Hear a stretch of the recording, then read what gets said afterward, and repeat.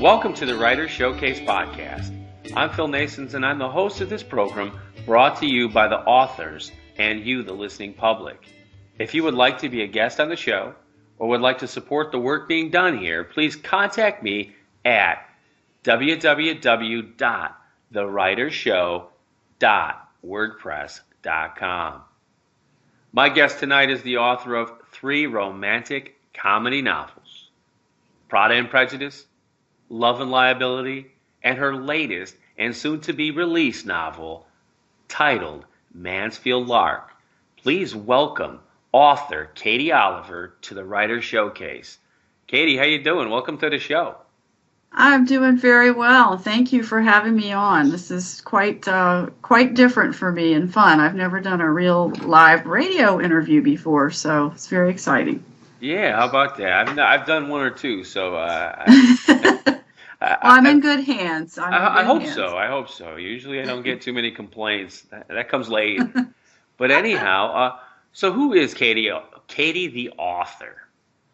Well, let's see. I am a writer, obviously. I was born in Washington, D.C., and I've lived here all my life, which is kind of a rarity in this area.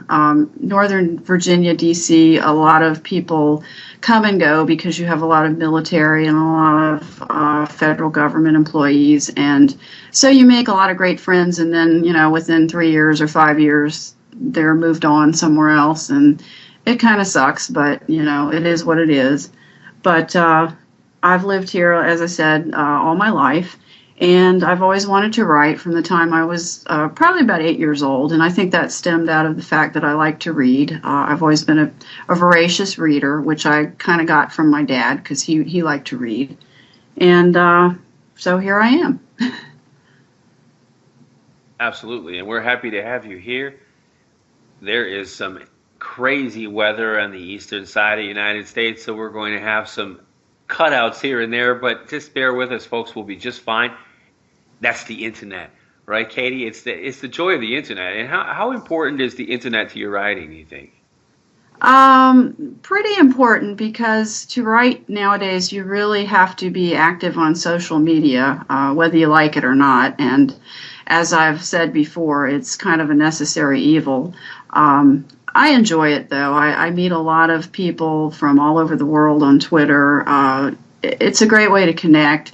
The only kind of downside to it is it can be a huge time suck, so that, I'll sit there and think, geez, I need to do this on Goodreads, and I need to go on Twitter, and I need to pin some stuff on Pinterest. When am I going to have time to write? That's kind of the catch-22. But you definitely need it to promote your books and to, reach your audience and kind of establish a brand and all that stuff. So it is what it is, and you just have to kind of learn how to use it to advantage and go from there. You're right. It can be an incredible time suck. If I responded to every person who tweeted me or whatever, I would never have time to do anything else except respond. Exactly. And, I don't have time to look at everybody's timeline because I've got, I think, approaching 4,000 people, which isn't a huge amount, but it's still more than I can really honestly keep up with every day. I mean, I'd never do anything but read timelines if I even tried to do that. So it's a challenge, but, it can be a lot of fun too. It just, it kind of, you get back out of it what you put into it, I think. Yeah, I have about 360 followers, and that's enough for me. I mean, oh, that's good. That's good. I don't really spend any time on Twitter. I just see it in my email thread, and when I hit the link to the show once, and that's about it. But now, what kind of tips, since you use social media like Facebook and that, what type of tips can you give the listening audience who may not be doing it right or perhaps have never done it before? Oh, well, I would say the biggest mistake I think I see a lot of indie writers especially make is they go on Twitter and they think it's just this giant billboard for selling their book. And you'll see them tweet repeatedly, buy my book, here's a link, buy my book. And that's not the way to sell your book. I mean, people are going to look at that as basically kind of spam. And after a while, they're not even going to look at your timeline.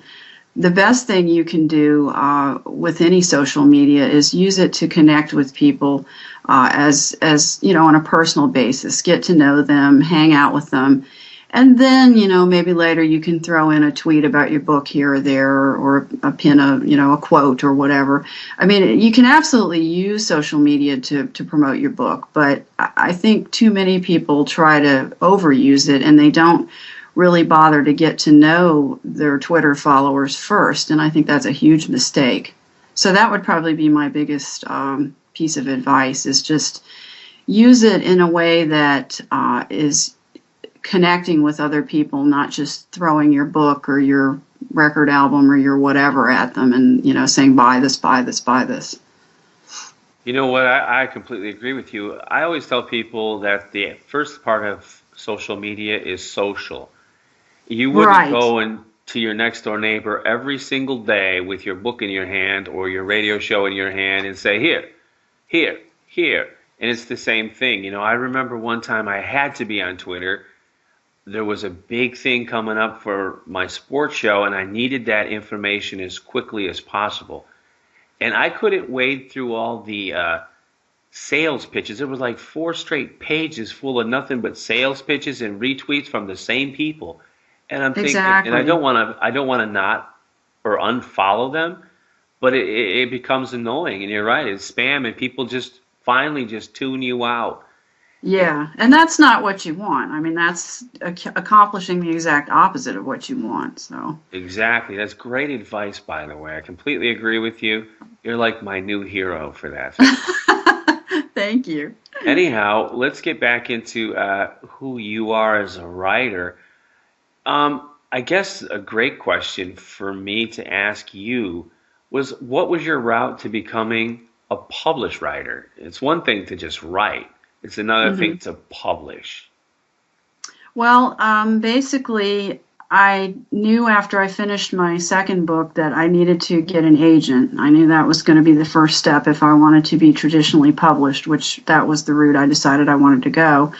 And so I did that, and she shopped my book for, I would say, about 2 years, 2.5 years, to pretty much every publisher in New York. And they collectively said, well, we like it, but we don't love it, or American women don't want to read about British heroines or settings in London, which I thought was total baloney, but, you know, whatever. So my agent decided to team up with a UK agent, and eventually my books landed on the desk of Helen Williams at UK Carina, which is a division of Harlequin, who is a huge romance novel publisher. And this is sort of a little ebook offshoot startup thing. And they really loved the books, and they wanted to buy all 3. So she's like, are you interested? And I'm like, yeah. So that's how my publishing deal came about, and I'm very excited. I'm excited for you. Thank you. It's difficult to be independent, and I'm technically independent now as a radio host. My sports show, it's syndicated. I think you knew that, and we get a big audience, but I'm in the point where you were, where agents are important. You need these people because they know the folks. Exactly. They have the contacts that, you know, they can get in places I would never even know about, you know, and know people that can really help, you know, that I wouldn't have a clue. That's exactly right. Now, you've been independent and now you are with a publishing house. What are the advantages and the disadvantages of both? Actually, I've never been an independent writer. I've independent in the sense that I didn't have a publisher, I guess. Okay, that's what I mean, yeah. Yeah, but I think the main advantage of going the traditional published route is that traditional publishers have an awesome distribution network. I mean, they can get your book into so many places, I think, that an independent writer would never be able to go. And I think that was a big concern for me, a big reason why I wanted to go traditional. The other thing is to do it independently requires a total time commitment because basically you're doing everything. I mean, you're designing your book cover, you're formatting your book, you're marketing your book, you're doing it all. And as someone who's still working a day job full time, I knew I didn't have that kind of time commitment. I wouldn't be able to do it. So for me, traditional publishing just kind of made more sense. Yeah, I think you're right. I try to push. We have a lot of indie authors that come on this program because they have no other outlet. Radio hosts aren't contacting them or whatever.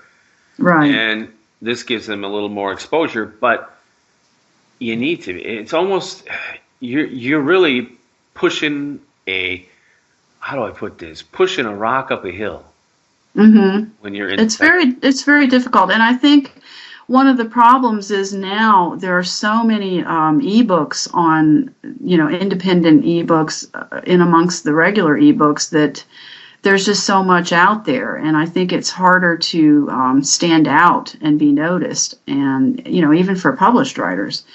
And I think too,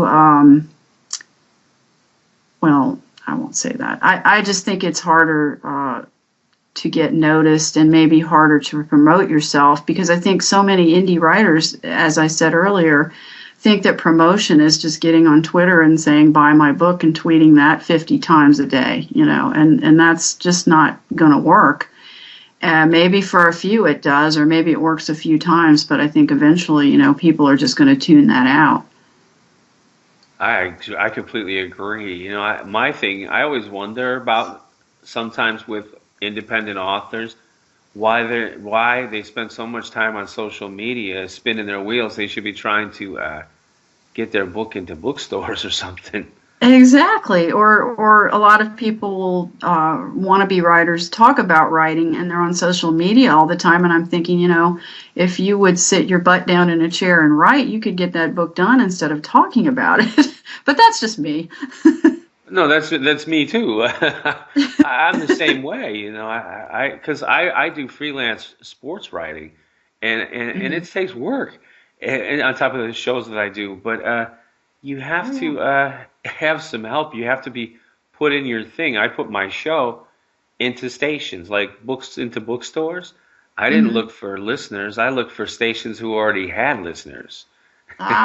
See, you were smart. You And know people how it thought I was works. stupid. I spun my wheels for a long time. You get said no to a lot, but Yeah, you will get said yes to. And once you get said yes to one place, then it's easier to get said to by others because you have exactly. somewhere your book is. But we could do a topic, we could do a whole show just on this, Katie, I think. But we I really are think here you're for you. right. We are really here for you, but this is all part of, the writing experience in the Writer Showcase. We ask for tips and advice. We get opinions about different things. And I'm telling you, this is fun. I'm enjoying this. Now, you have a writing routine that isn't spent or your writing isn't spent with 140 characters or less on Twitter. What is your writing routine? Because you said you also have a full-time job. Well, I really don't have a routine as such, but basically I write whenever I can find the time. And luckily, my husband might not agree, but he works every other Saturday. So I have a whole Saturday, a couple times a month to do nothing but write all day, which is like bliss. I love that. And it's quiet and I can focus and concentrate. Other than that, I use the notebook app on my iPad all the time if I'm on the go. I use that to write maybe a scene or a couple paragraphs, or I'll jot down a snippet of dialogue. Sometimes I'll think of an idea or a couple of ideas, or I'll write my blog on it. It's great, and then I can cut and paste it into Word later. Um, but mostly my routine is just basically writing whenever, wherever I can find the time, and go from there. That sounds great. Now, you also mentioned blog. Hmm. How important is blogging to an author? I think it's pretty important. Early on, when I first started taking my writing thing seriously, I joined the Romance Writers of America. And one of the reasons I like that organization is they offer a lot of free classes. on writing. And one of them early on was a class on social media.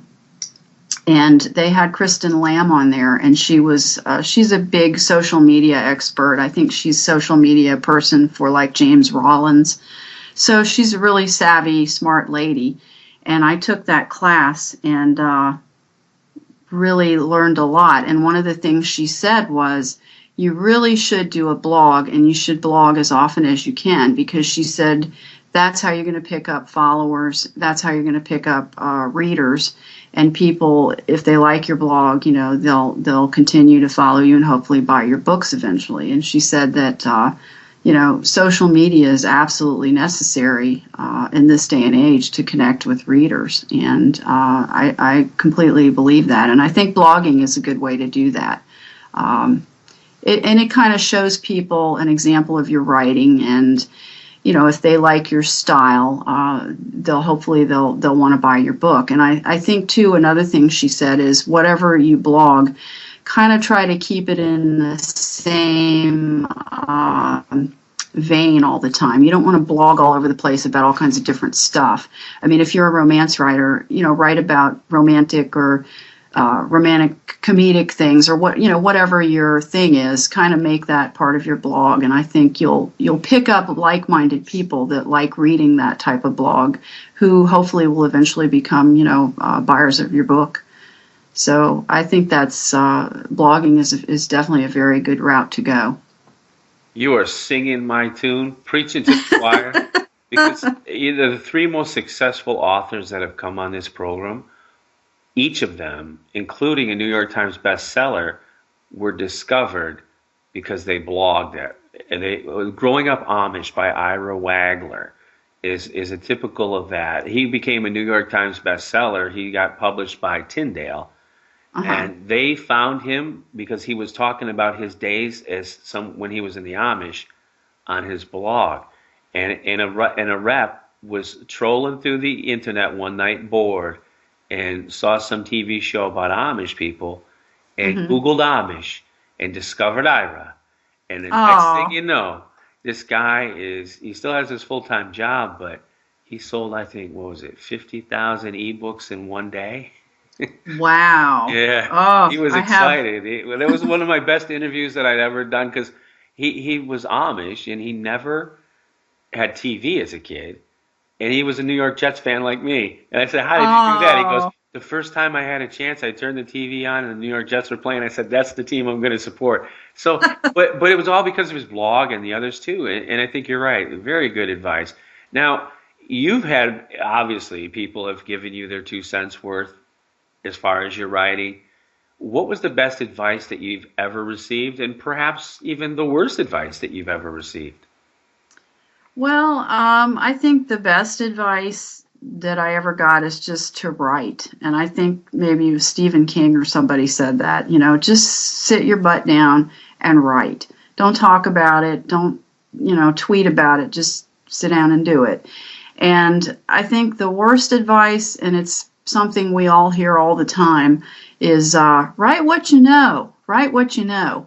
I hate that. I think if people wrote what they know, we wouldn't have Alice in Wonderland. We wouldn't have Hogwarts.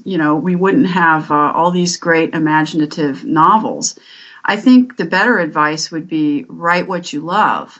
And that way your passion for whatever, whether it's zombie vampires or, sci-fi or whatever, it'll come through in your writing. So I think you definitely should write what you love and not maybe necessarily what you know, because you can always find out stuff by researching. So that would probably be my favorite piece of advice. Excellent advice, by the way. Now, last question before we have to take a break, and we'll get into your books and the reason that you're here, now that we've interrogated you. What tools or software do you use to help you churn out these amazing novels? And these books, my friends, are amazing. Oh, thank you. That's this is not the type of book that the Flash listens to, or reads, I should say.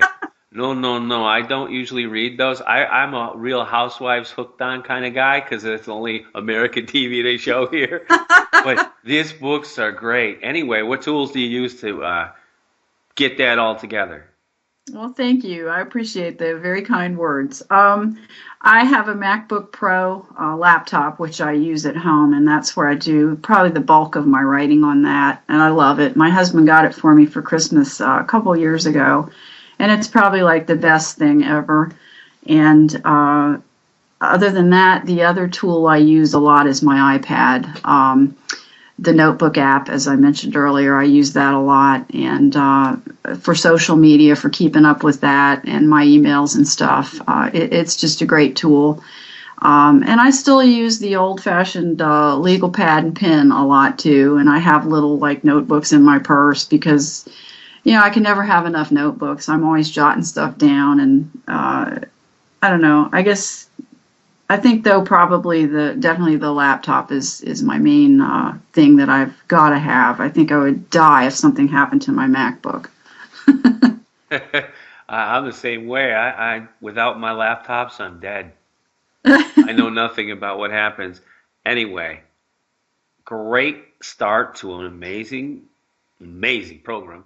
What we're going to do is we're going to take a break, and when we return, Katie will be here to talk all about her 3 amazing novels, Pride and Prejudice, Love and Liability, and her latest and soon-to-be released, Mansfield Lark. And we'll be right back. You're listening to the Writer Showcase Podcast.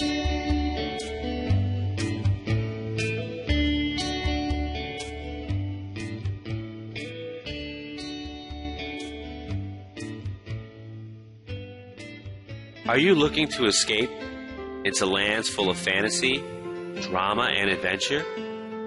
If you are, why not try author Kay Medder's books? Their journey begins, Journey to Freedom, The Night of the Dixie Wilds, On Top of the Rainbow, and Transcendence will get you there. Kay Medder's books are available as an ebook or in paperback, and you can find her at authorkmedder.com. That's authorkmedor.com. If you are a fan of historical fiction, then the Britain and the Dane novels are right up your alley. Surrounding 9th century Anglo-Saxon history are 5 amazing novels that will leave you breathless. To purchase any or all of the Britain and the Dane historical fiction novels, please visit MarianneBernal.com. That's www.mariannebernal.com.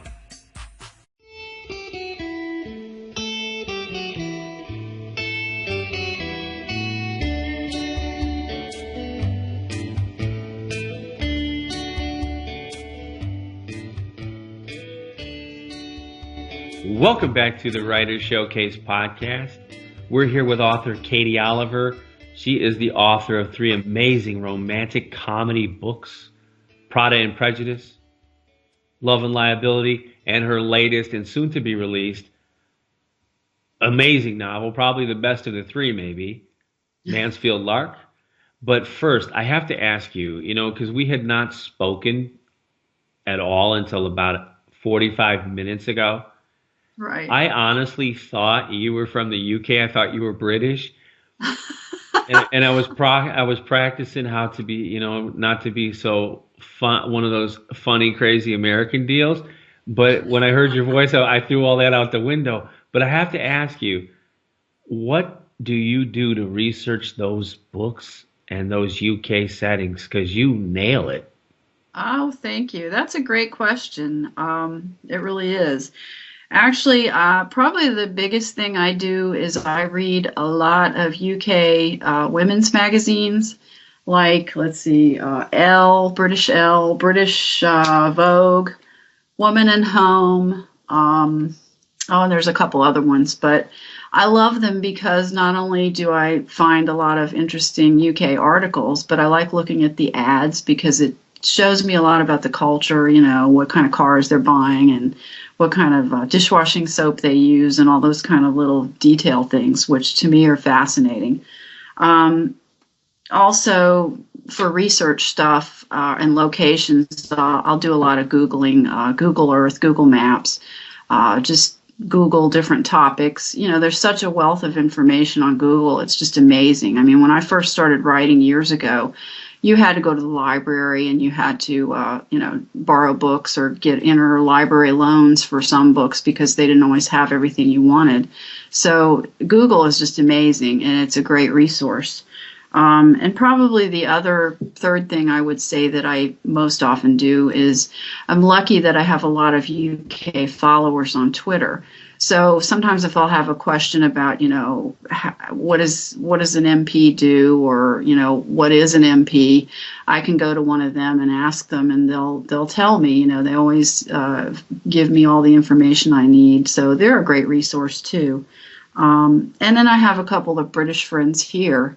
One of my coworkers is British, Jane, and she's great. And she'll say, "Oh no, we wouldn't say that. We'd say this."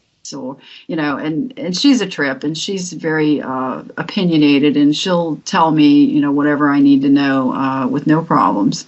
So I have a lot of great resources, and I have a lot of fun, doing the research and asking the questions, because it's a fascinating subject to me. Well, I'll tell you, I've spent some time in England. I've coached a lot of kids from the UK.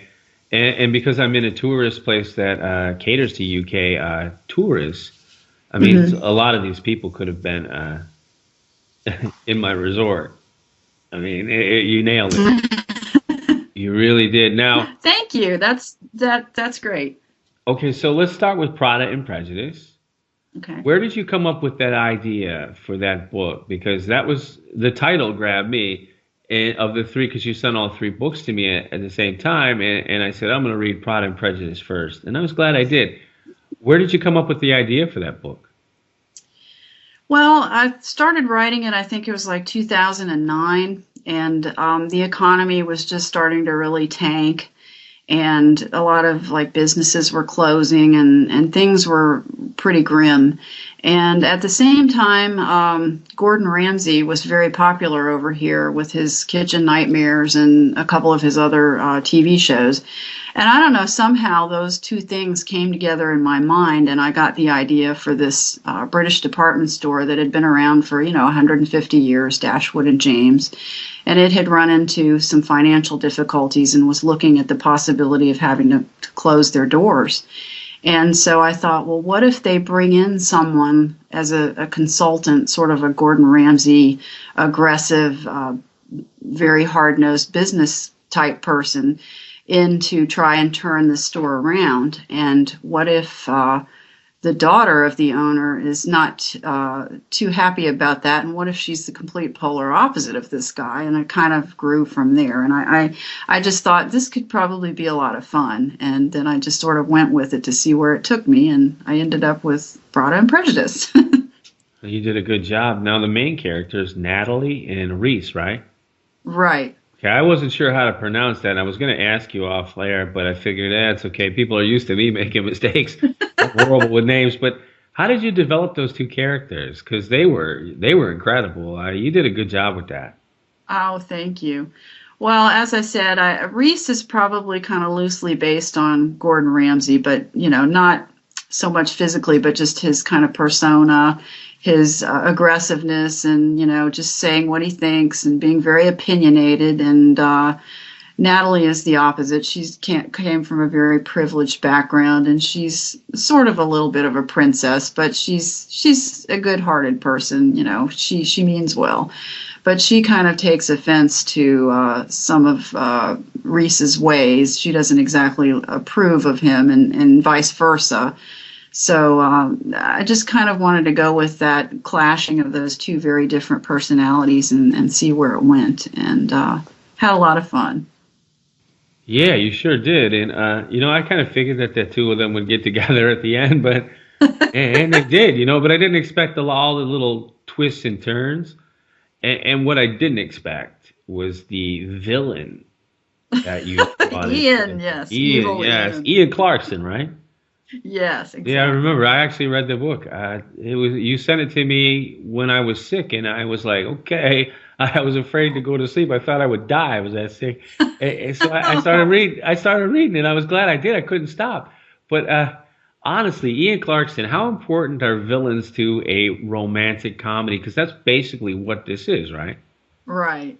Well, probably not very in your typical normal romantic comedy, but I don't know. I just thought it would be kind of fun to throw in this creepy guy and give Natalie a little bit of a problem to deal with because he is definitely a thorn in her side.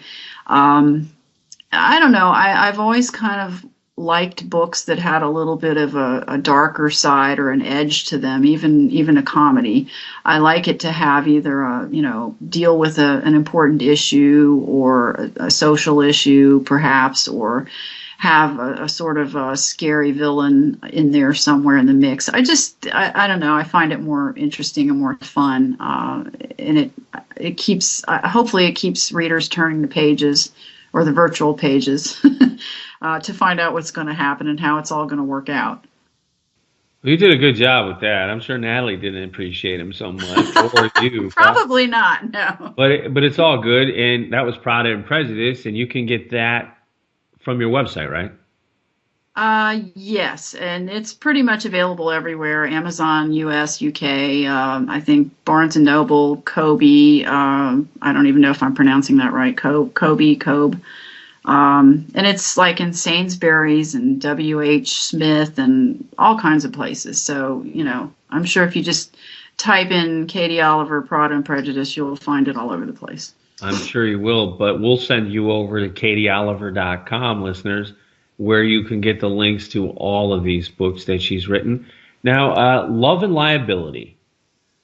That was an interesting book. Now, I haven't gotten to that one yet, but I'm sure it's going to be crazy, and that's okay. Now, one of the things that I've noticed is that even though this technically isn't a series, you have characters that show up in all the books, right? Right.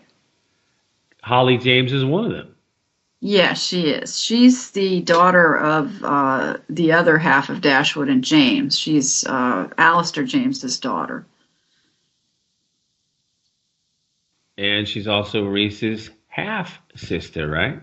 Yeah, she is. And she doesn't find that out until sort of towards the end of the first book, Pride and Prejudice. And well, I don't want to give away too much, but yeah, that's kind of a little twist at the end of the first book. Absolutely it is, and it's amazing. I'm telling you, that one caught me by surprise. But Holly James, what is it about her that will appeal to readers? I think the thing that appeals to me and that hopefully will appeal to readers is her sort of determination that she has. She comes from a wealthy family, but she wants to make it on her own, shades of Mary Tyler Moore. And I think that makes her likable because in the beginning of the book, she's kind of borrowing money from her dad all the time, and he's getting mad. He's like, look, you want to stand on your own 2 feet, but you're not doing it. You're still borrowing money from me.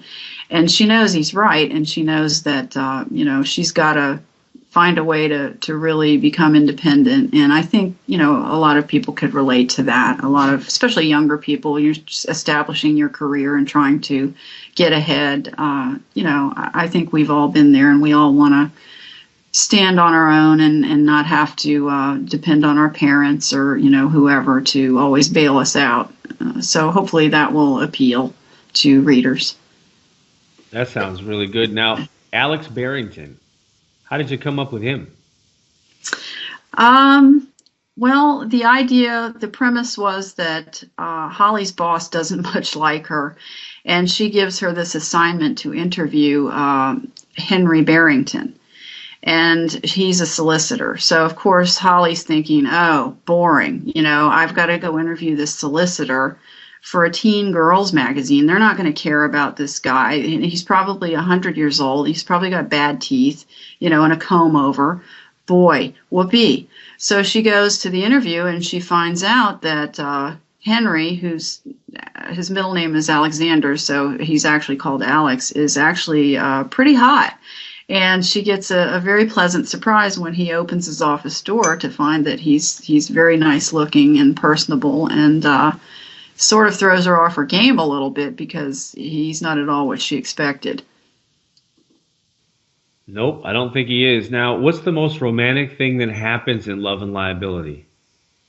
I would say probably when Holly loses her job through no fault of her own. This is her boss really, as I said, has it in for her, and she finds a way to sabotage a big interview that Holly has just done for the magazine. And as a result, Holly ends up getting fired or sacked, as the Brits would say.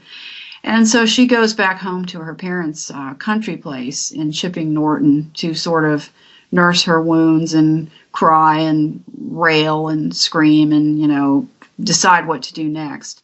And luckily, her parents are not home for the weekend. They're staying in London. So she's there by herself, and she figures good because she doesn't really want to talk to anybody anyway. And the second night she's there, which is a Friday, Alex shows up and knocks on the door, and just because he's heard what happened. And he is there to comfort her and, try to make her feel better. And one thing leads to another, and he kind of finds out that her parents are gone for the weekend, and they kind of end up making wild, mad, passionate love all over the house for 2 days. So I thought that was pretty sweet and sexy, and I really had fun writing that whole scene. So I would say that's probably the most romantic for me in the book. All right, sounds good. And readers, you'll have a lot to look forward to in Love and Liability. And you can find that again at katieoliver.com. She'll point you in the right direction. And she has a blog up there. It's an incredible website, incredible author, and incredible books. And now we have Mansfield Lark. That's coming up in a month. And I know you don't want to give too much of that away. And I really don't want to hear too much more because I'm going to try to finish that at some point this week, hopefully. If life slows down, I have to write 3 blurbs for 3 book covers in the next 10 days. Oh, wow. Yeah, that's the biggest honor you can ever receive is to do that. And I'm thrilled to do it. But anyhow, Mansfield Lark. What can we expect from Mansfield Lark? Well, you can expect a lot of fun and craziness because Dominic Heath is the star of the third book, Mansfield Lark. And as I said earlier, he's probably my favorite character. Basically, his mother approaches him and wants him to come back home to his ancestral home and help them. They've fallen into some financial difficulties. And Dominic is reluctant because he and his father have not spoken for, I think, 11 years. So it's been a long time, and there's very bitter feelings on both sides, and you don't really know why until later. But his mother, he's very close to her, and she convinces him to come back home. And so he heads back home with Gemma to see what he can do and, see if he can help out financially. And basically, he ends up agreeing to do a reality show, which his father is not too happy about, but it's going to bring in a lot of money, which will help repair the roof and the boiler and various things that are gone wrong that they can't afford to fix. And he also crosses paths with a very nasty heiress named Bebe Matchington Ulster, who's after him and is very determined she's going to get him and force him to marry her. And I won't say too much more because I'll give away too much of the plot, but it's a lot of fun, and I really had a blast writing that one. I'm sure you did. Dominic is my favorite of all of them, too. And the reason being is I actually know someone. He's not English. He's from Sweden. He's played in some very famous bands like ABBA. And he reminds me a lot of Dominic, but he's a lot older now. But when he was younger, I guess he was more like Dominic. But anyhow, is he actually patterned after someone, a rock and roller that you know, or someone you've kind of studied from afar? He's sort of a combination of a few people, I think. I would say definitely Russell Brand is in there because I think when I picture Dominic, I kind of picture a Russell Brand looking type fellow. And I love his quirky sort of oddball humor, and it's very British. So I definitely see an element of him in there. I would say probably Ozzy, Ozzy Osbourne, a little bit in there. He's lovably clueless and funny, and there's elements of Dominic there. And I think the main one probably when I started out was the Gallagher brothers, Liam and Noel, because they're always fighting and just couldn't ever seem to get along. They may be speaking now. I'm not even sure if they're still speaking, but I found that whole trashing hotel rooms thing funny, and I just thought, it'd be really cool to do a character like that, and maybe that could be Natalie's boyfriend in the beginning, and then I ended up with Dominic Heath, and boy, it was a fun ride. Yeah, it was. I didn't expect him to hook up with Gemma, but he did. That turned out okay. Anyhow, that was Mansfield Lark. It will be available around March the 1st. You can find out more by going to katieoliver.com, and you'll obviously tell us all on your website when the official release date is, right? Oh, absolutely. And I'll tweet it too. So, those of you on Twitter that follow me, just watch for my news, and I'll definitely promo the heck out of it. Oh, I'm sure you will, and I'll help you do it too. Don't worry about that. Thank you. My pleasure. What's next for you, Katie?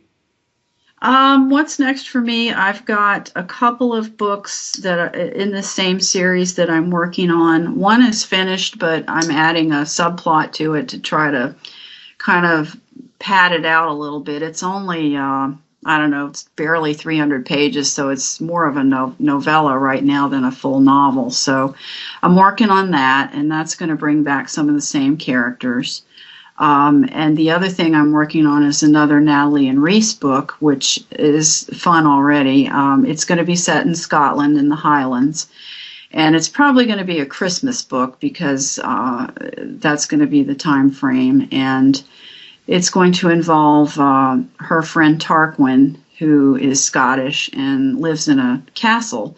And they all get invited up there for the Christmas holidays. And Dominic and Gemma are going to end up being there because this massive blizzard happens, and they kind of all end up in this castle, and lots of things happen, and there's going to be a family mystery to be solved. So, yeah, I'm still working out the details, but I think it promises to be a good read and a fun read too. So that's what I've got right now. Who knows? We'll see what happens in the future. Hopefully lots more books and lots more readers. I'm looking forward to that. Dominic's Drafty Old Castle.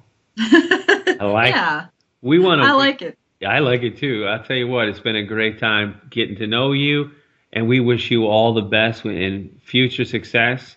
Good luck to you, Katie. Thank you for being on the show. Well, thank you so much, Phil. I've had a really good time. I was a little nervous in the beginning, but it's been really fun, and I've enjoyed it, and I very much appreciate the opportunity to be on your show. Thank you. Well, thank you. Folks, Katie Oliver's an amazing writer. She has knocked it out of the park. You can buy Pride and Prejudice and Love and Liability right now if you wish. Her next book, Mansfield Lark, will be out in a month, and I suggest you grab that too. And you're going to become hooked. I promise you. All right, that's going to wrap it up for today's Writers Showcase podcast. Remember, if you'd like to be a guest on the show, please contact me over at thewritershow.wordpress.com, and I will contact you immediately. Until next time, thanks for listening, and enjoy the reading.